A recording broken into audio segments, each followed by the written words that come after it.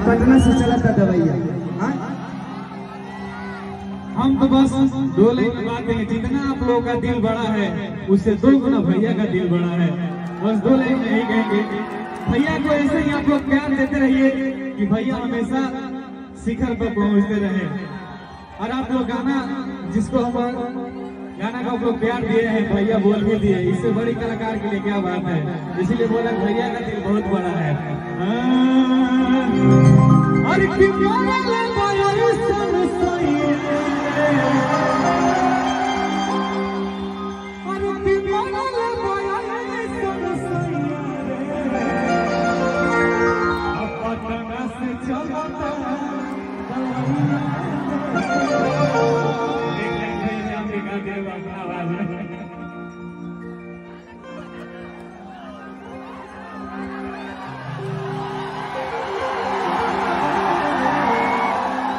कि भैया ऐसन पवली रे,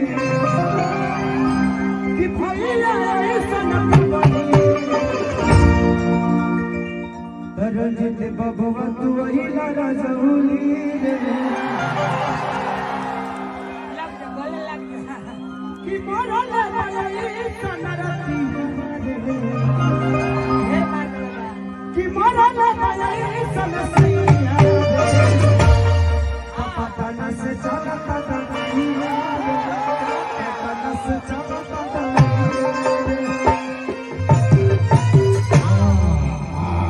इस भाई का अगर इच्छा है तो केसारी को ये भाई मानते हैं और मैं इनको भी भाई मानता हूँ। और हर कलाकार को बड़ा होना चाहिए।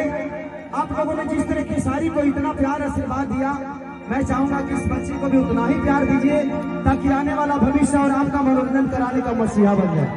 एक ताली बजा के आशीर्वाद दीजिए। रंजीत का कहना कि भैया अपने मुंह से इसका गाना गाना है, ऐसे मैं किसी का गाना गाता नहीं। देखो हमारे लगे 5000 गाना हम दूसरा के कहाँ गाए, लेकिन हमारे लिए ये भाई दूसरा नहीं है, मेरा भाई है। तो भाई का गाना गाने में मुझे कोई ज्यादा आपत्ति नहीं है। आवा हो रूपा, आज अब रंजीत डांस करेगा, नाचेगा रंजीत, आज नाचेगा बाबा, बाबा ही नाचेगा आज। सारे गवा हम भोजपुरी का पूरा टीम नाचेगा, तबला प्याबला नाचेगा और नाचेगा। कि मरल सब सैया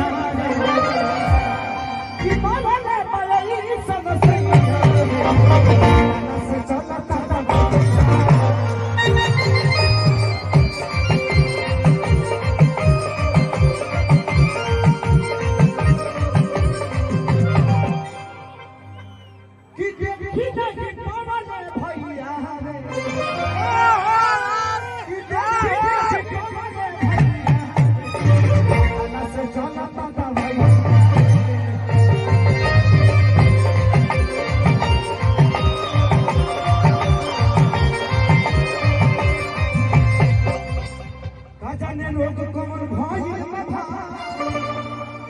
नहीं छोड़ा देने रंजीत खेसारी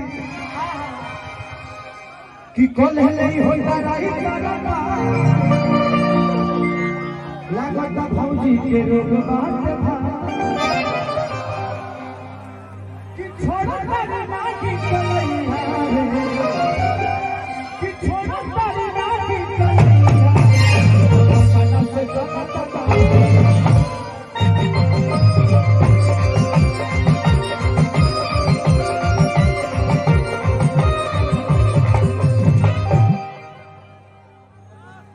मंच को टूटने में ज्यादा वक्त नहीं लगने वाला है।